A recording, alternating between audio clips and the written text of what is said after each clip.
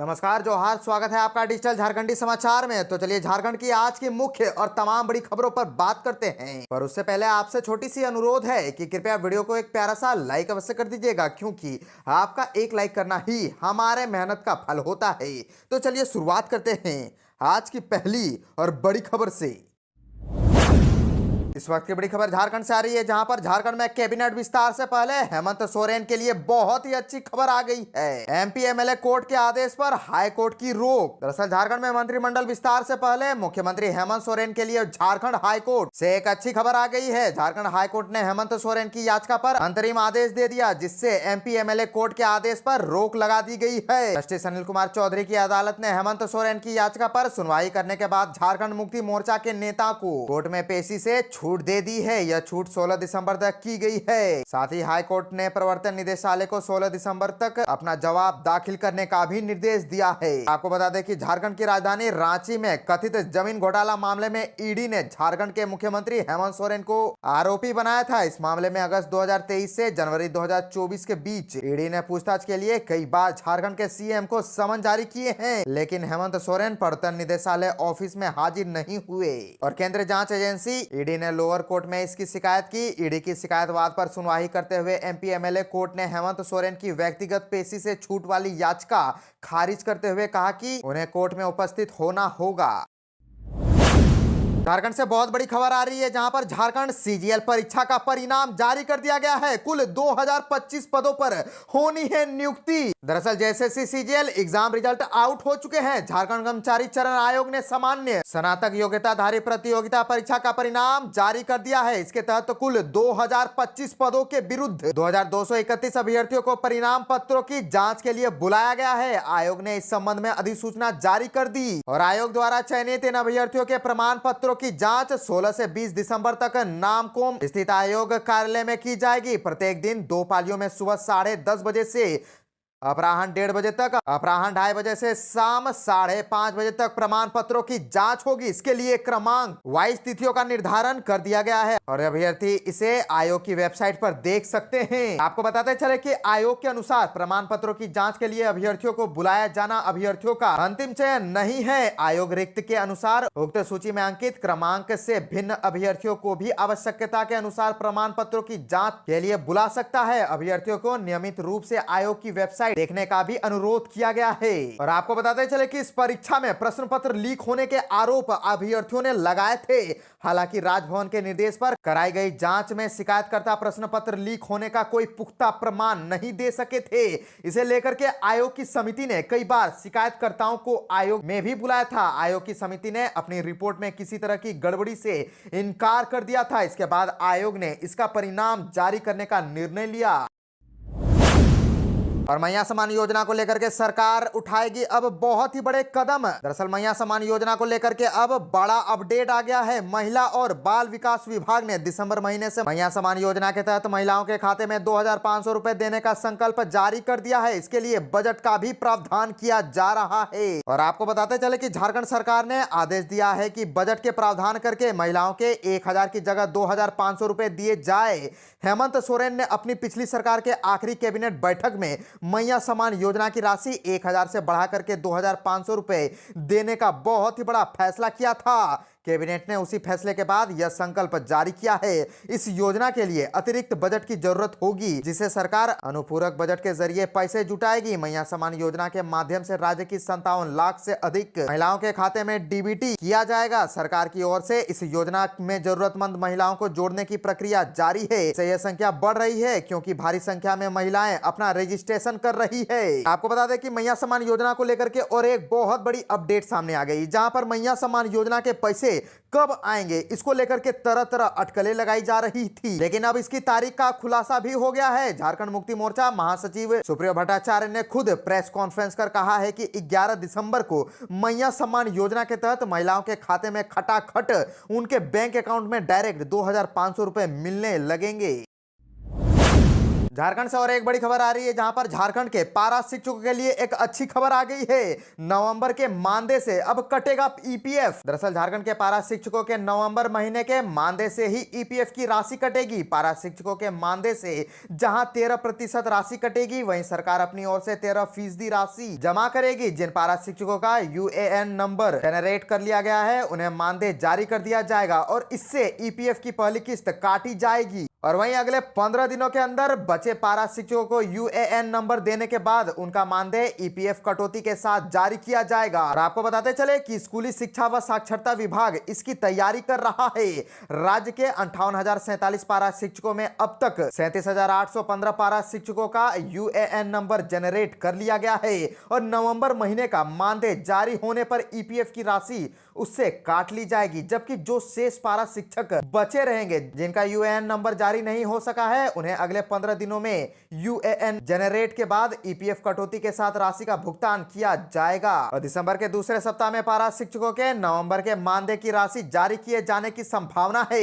जिलों से रिपोर्ट मंगाई जा रही है, इसके आधार पर भुगतान किया जाएगा। झारखंड शिक्षा परियोजना परिषद ने जिलों को इस सप्ताह के अंत तक सभी पारा शिक्षकों का यूएएन नंबर जनरेट करके की रिपोर्ट देने को कहा है, ताकि अगले सप्ताह से ईपीएफ कटौती के साथ नवंबर महीने के मानदेय देने की प्रक्रिया शुरू की जा सके। और पारा शिक्षकों को मानदेय बढ़ोतरी के 1,000 रुपए का लाभ भी मिलना है। झारखंड विधानसभा चुनाव की वजह से यह अभी तक नहीं मिल सका है। मुख्यमंत्री हेमंत सोरेन की पहल पर घर लौटेंगे विदेश में फंसे झारखंड के 50 कामगार। दरअसल झारखंड के 50 कामगार विदेश में फंस गए हैं। मुख्यमंत्री हेमंत सोरेन की पहल पर सभी श्रमिक जल्द ही अपने घर लौटेंगे। मुख्यमंत्री की पहल पर सभी कामगारों को झारखंड लाने की कागजी कार्यवाही पूरी हो गई है। 11 से 18 दिसंबर के बीच बारी बारी से सभी लोग अपने घर पहुंचेंगे। मुख्यमंत्री कार्यालय ने यह जानकारी दी है। कहा है कि झारखंड में विधानसभा चुनाव की वजह से उनकी वापसी में देरी हो गई है। अगर चुनाव नहीं होते तो कामगार अब तक अपने घर में होते। और आपको बताते चले कि सीएमओ से जारी एक विज्ञप्ति कहा गया है कि ये लोग मलेशिया की lead master engineering and construction company में झारखंड से काम करने के लिए गए थे। और झारखंड राज्य प्रवासी नियंत्रण कक्ष को 24 सितंबर 2024 को वहां काम कर रहे 70 कामगारों के फंसे होने की शिकायत मिली। कामगारों ने बताया कि 4 महीनों से उनको वेतन नहीं मिला है, उन्हें भोजन भी नहीं मिल रहा है, इसीलिए वे जल्द से जल्द अपने घर लौट जाना चाहते हैं। रांची, जमशेदपुर समेत कई जिलों में तापमान घट गया है। झारखंड में पड़ेगी अब कड़ाके की ठंड। दरअसल झारखंड की राजधानी रांची और लोहनगरी, जमशेदपुर समेत कई जिलों का न्यूनतम तापमान गिरने लगा है। झारखंड में कड़ाके की ठंड पड़ने वाली है और भारत मौसम विज्ञान विभाग ने यह जानकारी खुद दी है। बिरसा मुंडा एयरपोर्ट के पास स्थित मौसम केंद्र रांची के प्रभारी निदेशक अभिषेक आनंद ने बताया कि रांची का न्यूनतम तापमान पिछले 24 घंटे के दौरान 2 डिग्री तक गिर करके 12.6 डिग्री सेंटीग्रेड हो गया है। जमशेदपुर का न्यूनतम तापमान इसी दौरान 2.2 डिग्री सेल्सियस घट करके 15.2 डिग्री हो गया है। और पिछले 24 घंटे के दौरान बोकारो के अधिकतम तापमान सामान्य से 4.6 डिग्री कम दर्ज किया गया। और बताते चले कि चतरा, गुमला, हजारीबाग, लोहरदगा, पाकुड़, रामगढ़ और रांची का अधिकतम तापमान भी सामान्य से कम रहा। मौसम केंद्र रांची ने जो ऑटोमेटेड वेदर स्टेशन डेटा जारी किया है, उसके मुताबिक सरायकेला का अधिकतम तापमान राज्य में सबसे अधिक यानी कि 31.6 डिग्री सेंटीग्रेड रिकॉर्ड किया गया है। झारखंड में भी भाजपा को झेलना होगा जदयू का हस्तक्षेप। सरयू राय ने कह दी बहुत ही बड़ी बात। दरअसल सरयू राय के रुख से स्पष्ट है कि जदयू राज्य में भाजपा का पिछलग्गू बनने की बजाय अपनी बातें पुरजोर तरीके से रखेगा। सरयू राय ने कहा कि एनडीए का नेतृत्व कर रहे भाजपा की यह जिम्मेदारी थी कि वह बेहतर समन्वय बनाए। सरकार के विरुद्ध भाजपा की ओर से लगातार दिए जा रहे बयानों के विपरीत उन्होंने यह भी कहा कि पहले दिन से ही सरकार का विरोध करना गलत है। विपक्ष की अपनी जिम्मेदारी है। विपक्ष में रहने का मतलब यह कतई नहीं है कि हम हर बात का विरोध करें। विपक्ष में रहने के कारण पहले ही विरोध करने की ठान लेना भी सरासर गलत है। अगर सरकार अपने वादे पूरे नहीं कर रहे तो उसकी ओर ध्यान दिलाना विपक्ष की जवाबदेही है। उन्होंने मुख्यमंत्री हेमंत सोरेन को अनुभवी और परिपक्व बताते हुए कहा कि वे चौथी बार मुख्यमंत्री बने हैं। अनुभव की कमी उनके पास नहीं है। जनता के हित में अगर वे काम नहीं करेंगे तो वे विरोध करेंगे। भाजपा द्वारा चुनाव की समीक्षा के संदर्भ में उन्होंने कहा कि चुनाव नतीजों के समीक्षात्मक विश्लेषण की पुरानी परंपरा है। सीट संख्या जीत जाता है वह सीटें गिनाता है, जो हार जाता है वो वोट प्रतिशत गिनाता है, ताकि कार्यकर्ताओं, समर्थकों और शुभचिंतकों का मनोबल ऊंचा रहे। और सफलता के कई बाप होते हैं लेकिन असफलता अनाथ होता है। जेएसएससी सीजीएल परीक्षा के अंतिम मॉडल उत्तर में संशोधन, 11 प्रश्न रद्द। दरअसल झारखंड कर्मचारी चयन आयोग ने झारखंड सामान्य स्नातक योग्यताधारी संयुक्त प्रतियोगिता परीक्षा 2023 के पूर्व में जारी अंतिम मॉडल उत्तर में फिर से संशोधन किया है।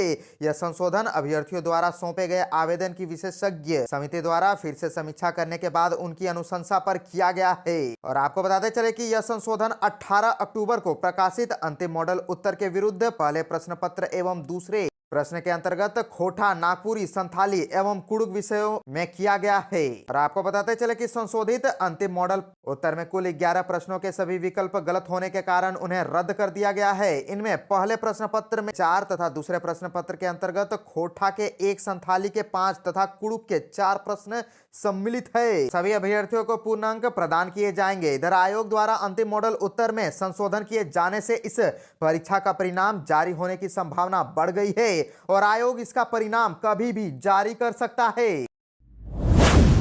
झारखंड में अफीम की खेती पर रोक के लिए एक्शन प्लान तैयार, सीआईडी ने सौंप दी है जिम्मेदारी। दरअसल झारखंड के विभिन्न जिलों में अफीम की खेती का समय शुरू हो चुका है। इसे रोकने के लिए सीआईडी मुख्यालय के स्तर से एक्शन प्लान तैयार किया गया है। इसके आधार पर संबंधित जिलों के एसपी को कार्यवाही की जिम्मेदारी भी दी गई है। कार्यवाही को लेकर के सीआईडी मुख्यालय ने साप्ताहिक रिपोर्ट भी मांगी है। और आपको बताते चले कि सीआईडी के एक्शन प्लान के अनुसार खेती के लिए चिन्हित नए इलाके में निगरानी रखने का टास्क दिया गया है। वैसे स्थानों पर भी निगरानी रखने को कहा गया है जहां इसकी खेती पूर्व में हो चुकी है या वहां पर अफीम की खेती को नष्ट किया गया है। और सीआईडी मुख्यालय ने जिलों के एसपी से कहा है कि पूर्व के वर्षों में भी अवैध अफीम की खेती नष्ट की जाती रही है, बावजूद इसकी खेती पर पूरी तरह से रोकथाम नहीं लग पा रही है। इसीलिए अफीम की खेती पर प्रभावी तरीके से नियंत्रण लगाने की आवश्यकता है और खेती के संबंध में सूचना एकत्र कर इलाके में लगातार सत्यापन कर अफीम की खेती को नष्ट करने का भी